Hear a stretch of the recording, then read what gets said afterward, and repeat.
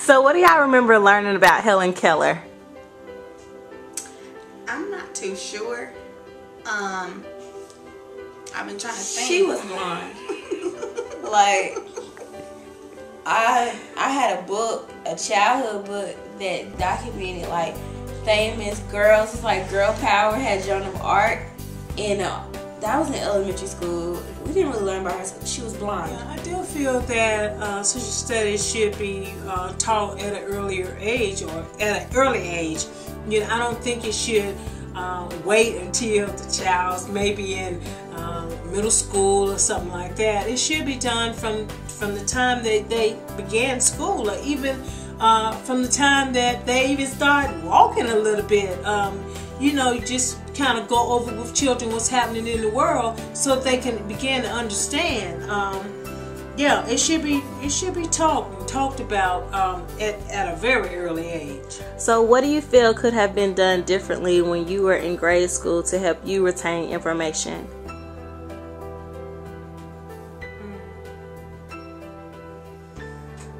Well, I think some of the things that I even said that should be a way that it's taught today.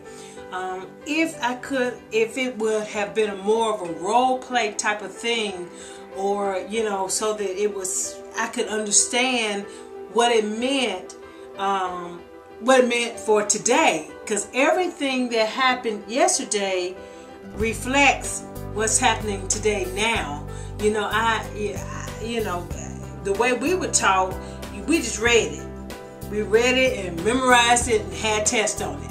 And it really didn't mean a whole lot, because I can't even remember a whole lot of what I was even taught in social studies. Only if my kids tell me some of the same things will I remember. Oh yeah, I remember a little bit about that. I think it should have been taught more of even how I'm talking about it today. It should have been more of a role play type of thing, so that you can understand the personality and the events that you were talking about. Even when you were talking about wars, and now I could understand more about war because we're in wartime now. At the time that I was in social studies, we were not in wartime. So because we're in war, and you know, and when we talk about the wars in social studies, you can understand it a whole lot better, and it affects you a whole lot better, you know, because we're in war now. So, you know, I feel that, you know, it should have been, you know, role played a little bit more, and compared to what's happening today. Like the stuff they learn in the classroom could relate to the things they go through now.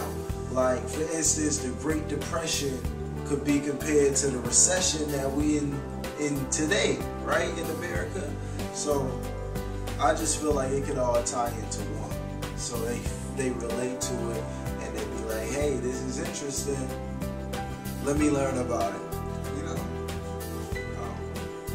I feel that social studies should be taught in a way, maybe not just reading all the time. It should be taught like a role play type of thing. Maybe you could do some plays or something to make it more interesting to today's kids. I feel that you should maybe relate it to today's events, because so much stuff happening in today's world.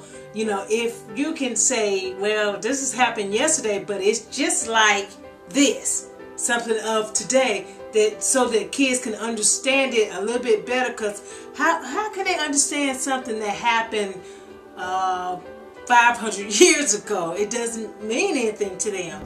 They have to know something.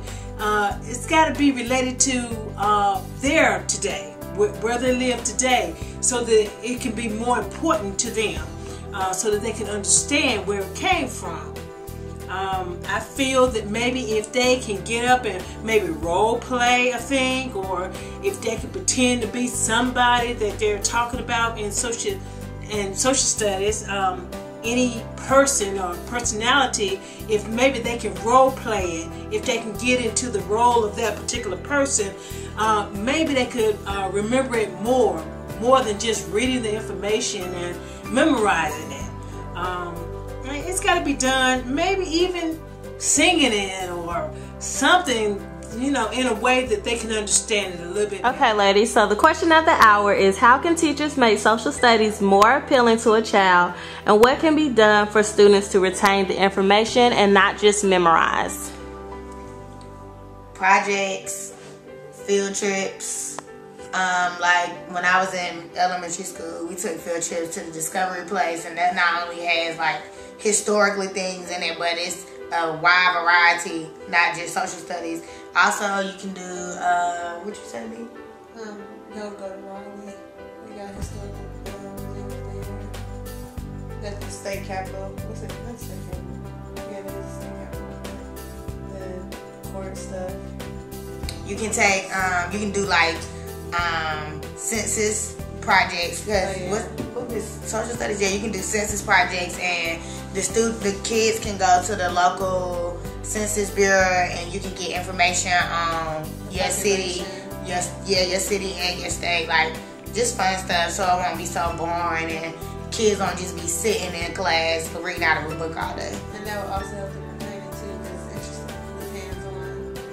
interesting, hands-on. Okay, so you all think it's still important to still have readings out of the textbooks? Yeah, I mean you still can do that, but like with it needs to be extra, like chapter 1 through 5. We might talk about chapter 1 through 5, and then at the end of that chapter we go on a field trip or something, and you go see like historical sites. Like we took a trip to Washington D.C. when I was in the 5th grade. That was our social studies trip. If they did labs, that would be cool, because they can get the hands-on experience, like a full lab, and that could be the field trip. Hour 2. That's a very nice contribution, you guys. I didn't actually do the tour, but I did a campus cleanup where we cleaned the graveyard, and I found it troubling and fascinating that, you know, there are a lot of unmarked graves, a lot of African American people who couldn't afford, just like today, a lot of people can't afford burials or funerals. You know, that's $13,000-$15,000. And a lot of people couldn't afford the tombstones and things, and they would have markers, and of course with weathering it would go away. And it kind of made me wonder just how many African American bodies are buried throughout this university that go unmarked, that people, you know, park their car over. I learned that during one of the football games, I believe, there used to wasn't markers of fencing for it, and apparently I cannot remember the school, but they came and they parked all over the graveyard because there wasn't any parking. And so like these, you know, people graves were pretty much violated, and it was for a sporting event. So now when you go there, you actually see that it's roped off and you can't drive on top of it. You can only drive through it if you're trying to, you know, they keep it up or whatever. But I noticed also that the black side of the cemetery isn't clean, it's not kept up, you know, it doesn't look like the white side. And for us to be a university that was the first public university, and we were built by African Americans, like slaves built this university, we don't get the respect that we deserve in representation in small monuments on this campus, let alone in depth.